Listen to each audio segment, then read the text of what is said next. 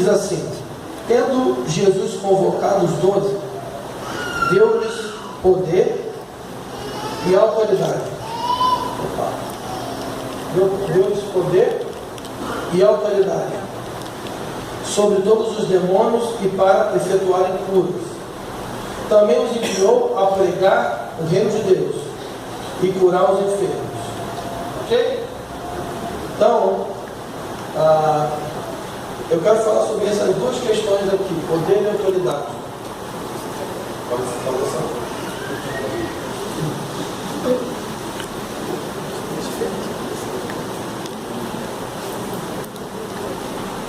Eu creio que o Senhor está nos chamando nesses dias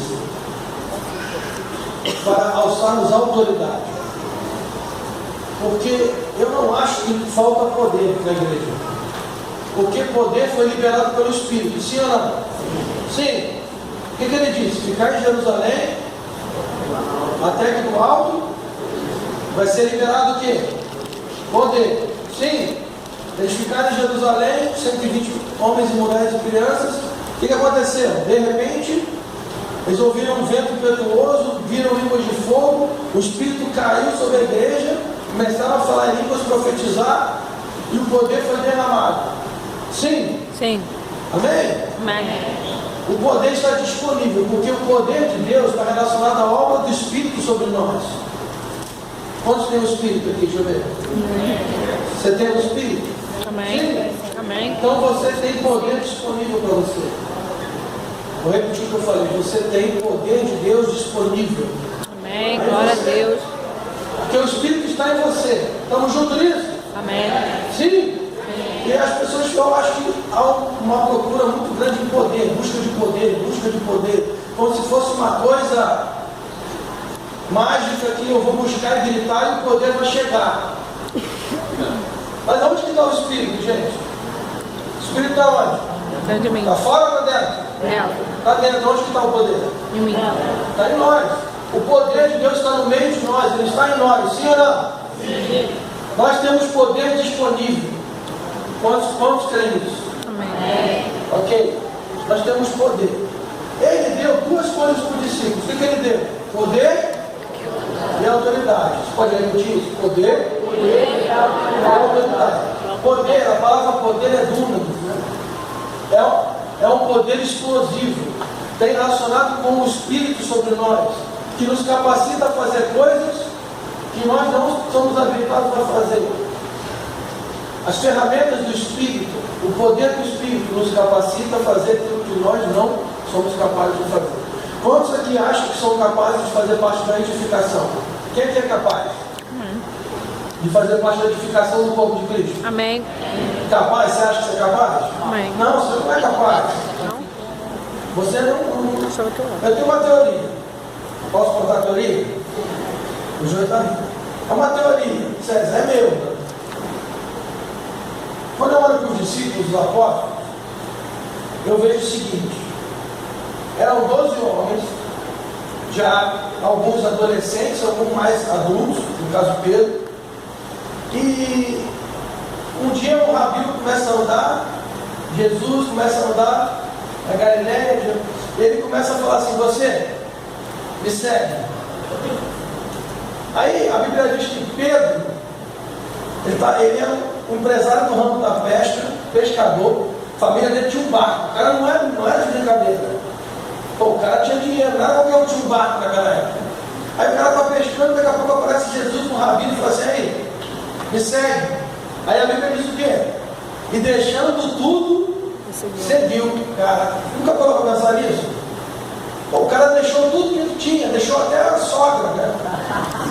Não foi? Depois Jesus foi curar ela lá, mas ele deixou tudo para seguir. Tem outro momento que Levi, né, Mateus, ele está na coletoria, como é que fala isso? Coletoria de impostos, ele está lá sentado na sua cadeira, devia ter uma fila gigante, todo mundo lá para pagar o imposto. Imagina que Jesus entrou na fila, ele ficou lá esperando vender. O cara está cobrando imposto.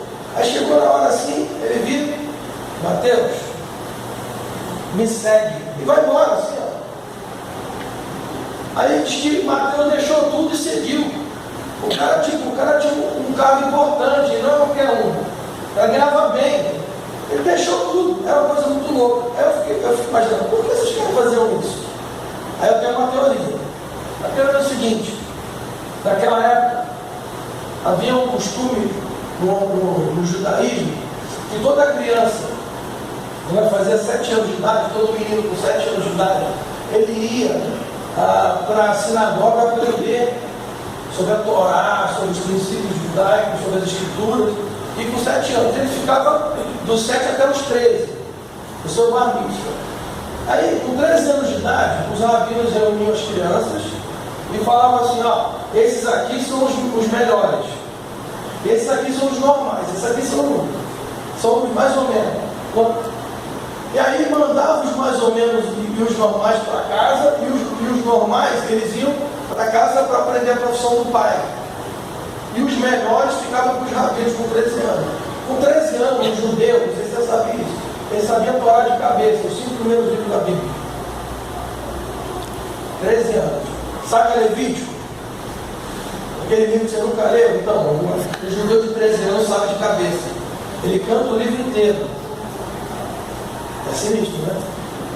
E aí, os melhores ficavam com os rabinos, e os normais e os fracassados, o que eles faziam? Voltavam para casa. Aí ficavam os melhores. Dos 13 até os 17, se eu não me engano, ficavam com os rabinos. Quando o menino fazia 17 anos, os rabinos juntavam de novo e falavam: agora vamos pegar os melhores, dos melhores, dos melhores, dos melhores.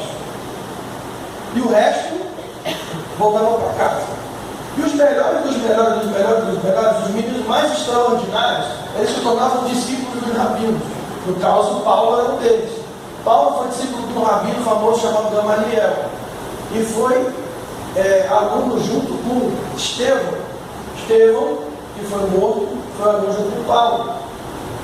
E eles eram amigos. Por isso que Paulo vai lá quando Estevão começa a pregar. Não sei se você lembra, mas quando apedrejam Estevão, Paulo não joga nenhuma pedra. A Bíblia diz que ele ficou guardando as vestes daquele que jogava pedra, mas ele não joga pedra. Ele era amigo.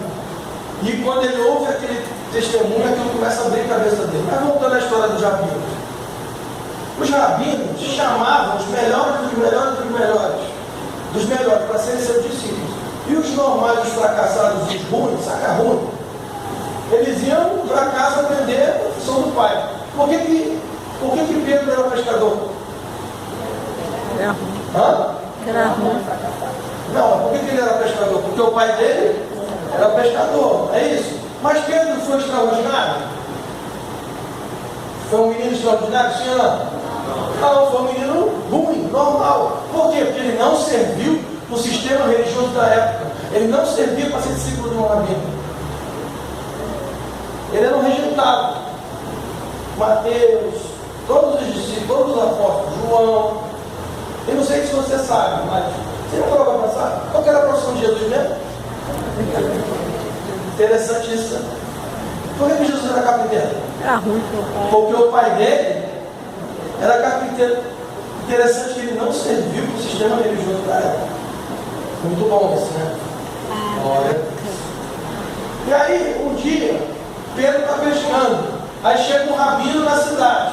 Aí fica o rabino chegou, o rabino. Aí ele começa a lembrar de toda a história dele com os rabinos, do que ele aprendeu. Ele lembra do dia que um rabino chegou para ele e falou assim: menino Pedro, volta para casa que você não serve para estar aqui, você não é bom o suficiente para ser discípulo de um rabino. Aí um dia o rabino chega, Jesus ele vai até Pedro está lá pescando. Aí o rabino chega para Pedro e fala assim: Pedro, me segue. E Pedro o quê? Deixando tudo, o seguinte. Sabe o que Jesus estava falando naquele momento? Você não serviu para o sistema religioso. Porque você não é bom o suficiente. Mas você serve para ser meu discípulo. Porque não foi você que me escolheu. Mas fui eu que te escolhi. Glória a Deus. Não foi você que aceitou Jesus, tá? Logo avisado. Aleluia. Jesus que te aceitou primeiro. Amém. Amém? e a teoria é, agora vamos para a teoria. Você sabe por que eu acho que Jesus escolheu Pedro? Porque não tinha ninguém pior para escolher. Porque a Bíblia diz que ele gosta de usar aquilo que não é, para envergonhar aquilo que acha que é. Glória a Deus. Ele pega aquilo que é ruim e torto e transforma em algo perfeito. Então, quantos são discípulos de Cristo aqui? Glória a Deus. Então, se você é discípulo de Cristo e você foi escolhido por Ele, não foi você que escolheu Ele, provavelmente Ele te escolheu porque não tinha nada pior para escolher. Glória a Deus. Sabe por quê? Porque Ele ama pegar aquilo que não é e transformar naquilo que deve ser. Ele ama pegar pessoas defeituosas, com problemas, pessoas com várias deficiências, pessoas que não têm habilidades plenas. Ele ama pegar essas pessoas e derramar o poder dele sobre elas e fazer elas e chamar: você é meu discípulo. Quais são os discípulos de Cristo? Amém. Glória a Deus.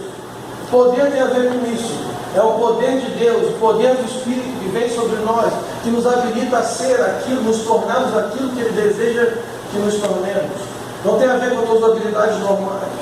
Tem a ver com o que de como Ele vê você. Não tem a ver com o que você faz para Ele. Tem a ver com o que Ele já fez com você. Amém? Sim. Nós temos poder.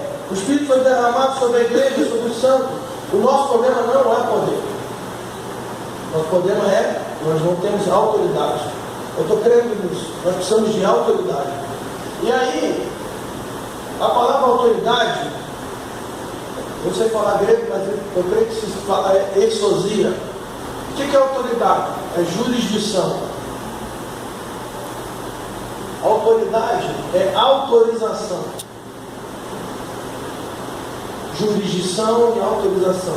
Autorização para quê? Para usar o poder. Por isso Ele deu poder e autoridade. Vou contar uma parábola para vocês, para a gente entender sobre poder e autoridade. Imagina uma arma de fogo. Uma arma. Um revólver. Revólver é como se fosse o poder. Beleza? Você tem o poder nas mãos. Você tem o poder, você tem uma arma. Mas para você usar uma arma, você precisa de quê? Autorização. Você precisa de Autorização. autorização